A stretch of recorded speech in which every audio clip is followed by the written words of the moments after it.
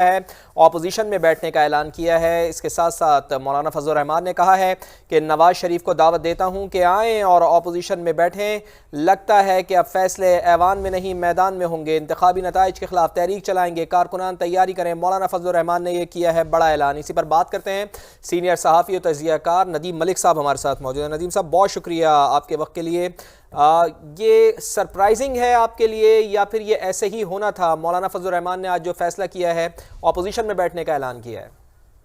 देखिए, असूली तौर पर तो मैं इनसे यही एक्सपेक्ट करता था, क्योंकि एक डिसक्रेडिटेड सेटअप जिसके अंदर ये उम्मीद ही नहीं है कि ये चलेगा आगे, और पीडीएम की वो शक्ल जो पहले बहुत नापसंदीदा थी लोगों के सामने, जिसको लोगों ने अपने वोट के जरिए मुस्तरद किया और पीटीआई के आजाद अरकान को जितवा दिया, उसके अंदर मौलाना फजल रहमान जैसे होशियार सियासतदान मेरा नहीं ख्याल था कि डिसक्रेडिटेड सेटअप का हिस्सा बनना पसंद करेंगे, और उन्होंने वही किया। पीटीआई पाकिस्तान पीपल्स पार्टी ने बड़ी समझदारी का मुजाहरा किया। उन्होंने आईनी ओहदे लेना पसंद किए और खुद कहा कि ज़ातों में नहीं बैठेंगे।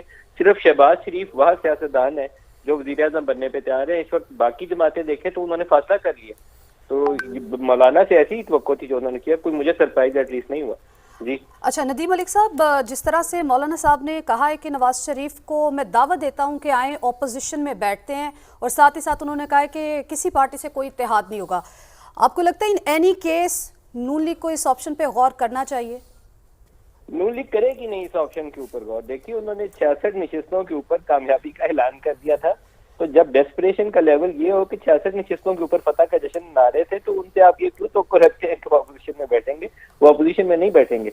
और मेरे ख्याल में ये काफी बड़ी सियासी गलती है नून लीग की जानिब से। वो अक्सरियती जमात नहीं थी। अक्सरियती जमात को पहले मौका मिलना चाहिए था। वो नाकाम होते तो फिर दूसरे की बारी आती, फिर असूल ठीक था। लेकिन जो अक्सरियती पार्टी है पीटीआई वाले, वो भी अभी किसी और हवा में, उनके पांव जमीन पर आ जाए तो उन्हें बाकी सियासी कुव्वतों के साथ इंगेज करना चाहिए। लेकिन ये बेयकीनी इतनी बढ़ गई है निजाम के चलने के हवाले से कि 80 नशिस्तें हैं 79 पीएमएलएन के पास आजाद मिलाने के बाद, और वो रिजर्व सीट्स में मिल जाएंगी तो 90 तक चले जाएंगे या कुछ इस तरह की फिगर हो जाएगी। तो 90 वाली पार्टी 334 के ऐवान में हुकूमत चला रही होगी, माइनॉरिटी गवर्नमेंट। ये अकलीती हुकूमत होगी, ये सादा अक्सरियत नहीं होगी, सियासत होगी, और इनका चलना मरहूने मिन्नत होगा।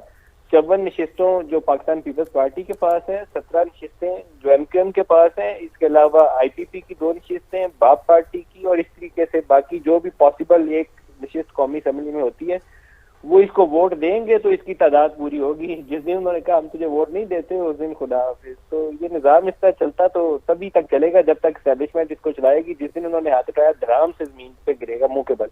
ठीक है, बैरिस्टर मुनीफ फारूक साहब भी हमारे साथ मौजूद हैं, आपको भी वेलकम करता हूँ। नदीम साहब, देखिए, 9 मई दुरुस्त नहीं था। 9 मई को जो कुछ फौजी इमारतों के ऊपर हमला किया गया, वो यौम स्याह उन्होंने उसको सही कहा, लेकिन हमें 9 मई से आगे चलना चाहिए। 9 मई में फंसे रहेंगे ना तो जो कौम के अंदर इंतशार और फसाद है ना, उसको हम समेट नहीं सकते, पोलराइजेशन को खत्म नहीं कर सकते।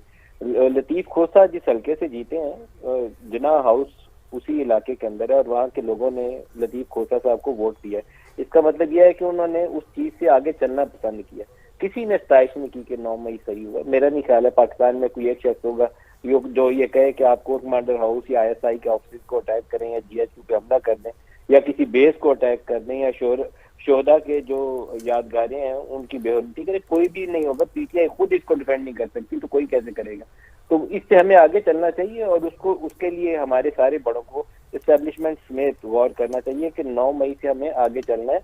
ये पोलराइजेशन पाकिस्तान को तकसीम की तरफ ले जाती है, इकट्ठा नहीं करती।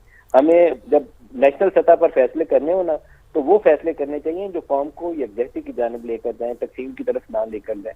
तो मेरा ख्याल है कि हमें आगे चलना चाहिए। मौलाना फजल रहमान वहाँ जो इशारों कनायों में जो बात एस्टेब्लिशमेंट को कह के गए हैं, वो ये कह के गए हैं कि आपके 9 मई के बयानिए के बावजूद पीटीआई जीत गई है, तो लोगों ने उनको वोट दिया, तो मूव ऑन। मेरे ख्याल में सबको उससे आगे चलना चाहिए, कोई बुराई नहीं है इसके अंदर जी। ठीक है नदीम मलिक साहब, आप हमारे साथ मौजूद रहिएगा। मुनीफ फारूक भी हमारे साथ मौजूद है, उनको भी शामिल गुफ्तगू करते हैं।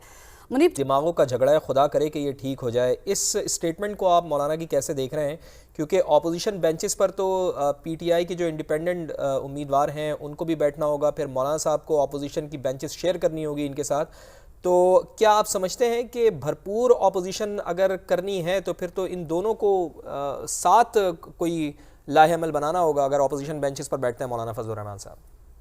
देखिए, देखिए मौलाना फजल रहमान, मैंने पहले भी आपको कहा कि बहुत होशियार और समझदार सियासतदान है। वो तो तरीकाकार निकाल लेंगे। जैसे आज भी उन्होंने उस पे लकीर नहीं फेरी, उन्होंने कहा कि जिस्मों से लड़ाई नहीं है, दिमागों का मसला है और वो भी ठीक हो जाएगा। जी, जी। उन्होंने चैप्टर क्लोज नहीं किया, चैप्टर को खुला रहने दिया। लेकिन पीटीआई वाले वो पांव जमीन पर रखेंगे तो काम आगे चलेगा।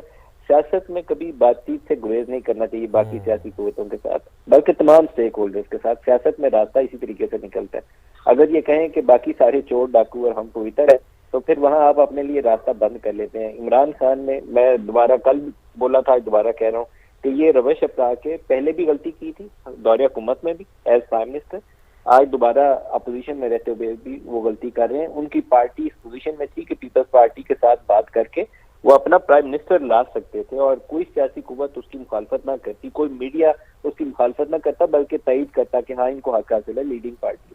लेकिन जब वो कहें कि नहीं मैंने बैठना ही नहीं है, किसी के साथ बात ही नहीं करनी है, तो वो भी बाकियों की तरह ही एक सियासतदान है। मैं तो नहीं कहता कि वो पवित्र है और बाकी सारे चोर हैं। तो ये उनको अपनी सोच का अंदाज बदलना पड़ेगा।